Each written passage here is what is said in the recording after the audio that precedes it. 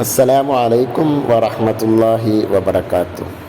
ഒരു വളരെ പ്രധാനപ്പെട്ട ഒരു വിഷയം നിങ്ങളുടെ മുന്നിൽ അവതരിപ്പിക്കാനാണ് ഇപ്പോൾ തയ്യാറായിട്ടുള്ളത്.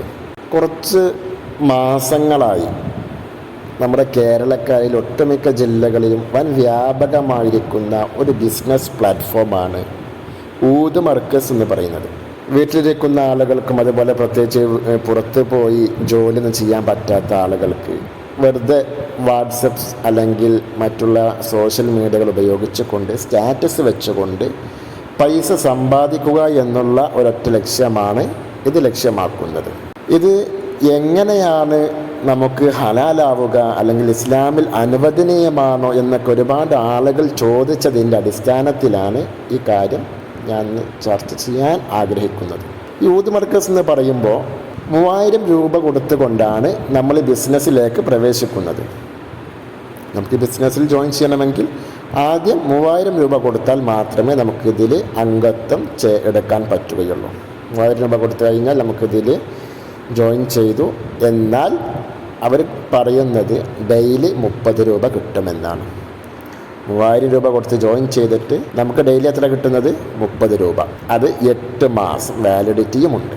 8 മാസത്തിനുള്ളിൽ 3000 രൂപ വെച്ച് കൊടുത്താൽ എത്ര രൂപ കിട്ടും നമുക്ക് കണക്കൂട്ടിയാൽ മനസ്സിലാകും. പിന്നെ ഈ 3000 രൂപ കൊടുത്തു കഴിഞ്ഞിട്ട് ജോയിൻ ചെയ്യുന്ന അവരെ അണ്ടറിലേക്ക് ഒരാളെ ജോയിൻ ചെയ്യിപ്പിച്ചാൽ വെൽക്കം ബോണസായിട്ട് 300 രൂപ. അങ്ങനെ എത്ര ആളാണോ ജോയിൻ ചെയ്യിപ്പിക്കുന്നത് അത്ര ആൾക്കും ഒരാൾക്ക് വെച്ചിട്ട് 300 രൂപ കിട്ടും.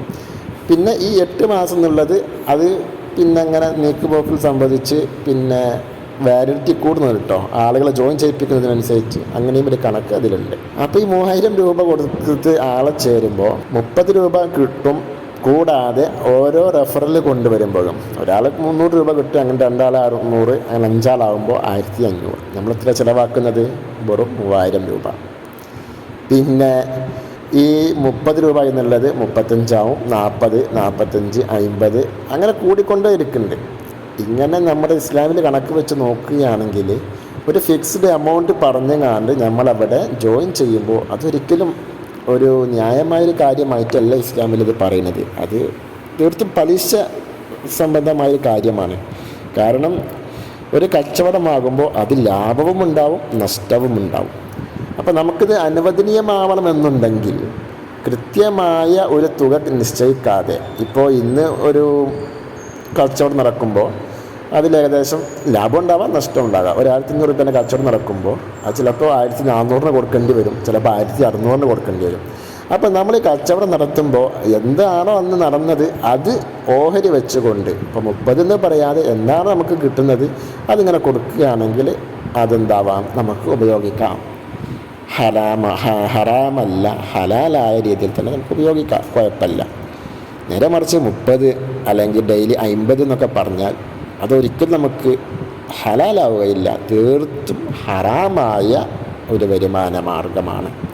പിന്നെ നമ്മൾ ആലോചിക്കേണ്ടത്, നമ്മുടെ 3000 രൂപ ഒരാൾക്ക് കൊടുക്കുമ്പോൾ അയാൾ ആ 3000 രൂപ കൊണ്ട് എന്ത് ചെയ്യുന്നു എന്നുകൂടി നമുക്ക് നോക്കൽ നിർബന്ധമായ കാര്യമാണ്. കാരണം ഈ 3000 രൂപ കൊടുത്തിട്ട് ഒരാൾ മാത്രമല്ലല്ലോ, ഒരുപാട് ആളുകളാണ് ഇങ്ങനെ കൊടുത്തുകൊണ്ടിരിക്കുന്നത്. അപ്പോൾ ഈ ഒരു സംഖ്യ അയാൾ പലിശക്കാണ് കൊടുക്കുന്നത് എങ്കിൽ ആ പലിശ കൊണ്ട് കിട്ടുന്ന ലാഭമാണ് നമുക്കിങ്ങനെ ഡെയിലി 30 രൂപ വെച്ച് തരാമെന്ന് പറഞ്ഞ് കൊടുക്കുന്നതെങ്കിൽ അതും ഹറാമല്ലേ, ഒരിക്കലും ഹലാലാവുകയില്ല.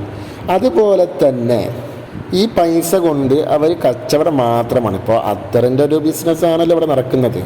ഈ പൈസ കൊണ്ട് അത്തർ വാങ്ങി അതിനിങ്ങനെ എന്താ പറയുക കച്ചവടം നടത്തി അതിൽ നിന്ന് കിട്ടുന്ന ലാഭമാണ് നമുക്ക് തരുന്നത് എങ്കിൽ നമുക്ക് കുഴപ്പമില്ല, ഉപയോഗിക്കാം. ആ പൈസ നമുക്ക് അനുവദനീയമാണ്, ഹലാലാണ്, ഹറാമല്ല. രണ്ടും തമ്മിലുള്ള വ്യത്യാസം നാം മനസ്സിലാക്കേണ്ടതുണ്ട്. പിന്നെ ഇവിടെ ചെറിയൊരു കാര്യം ഞാൻ സൂചിപ്പിക്കുക. ഈ നബി സല്ലല്ലാഹു അലൈഹി വസല്ലം തങ്ങളെ നമുക്ക് പഠിപ്പിച്ചു തന്നിട്ടുണ്ട്, നിങ്ങൾ ഒരു മുന്തിരി കച്ചവടക്കാരനാണെങ്കിൽ ആ മുന്തിരി ആളെ എന്തിനാണ് കൊണ്ടുപോകുന്നത് കൊണ്ട് നിങ്ങളൊന്ന് സൂക്ഷിക്കണേ. കാരണം എന്താ, ഈ മുന്തിരി കൊണ്ടുപോയിട്ട് വൈനുണ്ടാക്കാനാണ് കൊണ്ടുപോകുന്നതെങ്കിൽ അത് ഹറാമായ കാര്യത്തിനാണ്. അപ്പം നിങ്ങൾ അതിന് പോലും നിങ്ങൾ ആ മുന്തിരി വിൽക്കാൻ പാടില്ല എന്ന് പഠിപ്പിച്ച മതമാണ് ഇസ്ലാം. ആ ഇസ്ലാമിൻ്റെ അനുയായികളായ ആളുകൾ നമ്മളൊന്ന് ചിന്തിക്കേണ്ടതുണ്ട്. നമ്മുടെ പൈസ എന്തിനാണ് നമ്മൾ കൊടുത്തത്, അത് ഹലാലായ രീതിയിലാണോ ഹറാമായ രീതിയിലാണോ ഇവർ വിനിയോഗിക്കുന്നത് എന്നൊരു കാര്യം കൂടി നാം ഉറപ്പ് വരുത്തിയതിന് ശേഷം ഇതിലേക്ക് ഇറങ്ങി തിരിച്ചാൽ അത് നല്ലതായൊരു കാര്യമായിരിക്കും. നമ്മുടെ മക്കളെ കൊണ്ട് നമ്മൾ ഹറാമ് ഭക്ഷിപ്പിക്കുന്നതിനേക്കാൾ നല്ലതല്ലേ അതിൽ നിന്ന് മാറി നിൽക്കില്ലേ?